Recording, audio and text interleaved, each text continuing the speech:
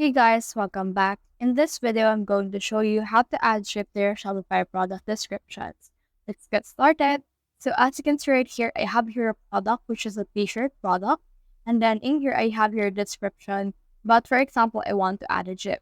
So as you can see right here, there is no option to add a GIF right here, but there is an option for the show HTML. So what we can do is we can head over to GP and then search in here for the actual GIF that I want to actually add. So for me, I just search for t-shirt right here. And then from in here, for example, I'll just head over and then just choose this one.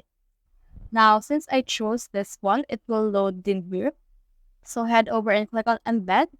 You can see in here the embed code. So click on copy code right here. Once you have copied that, head over to your Shopify again. Click on this show HTML button. And then in here, you can see this one.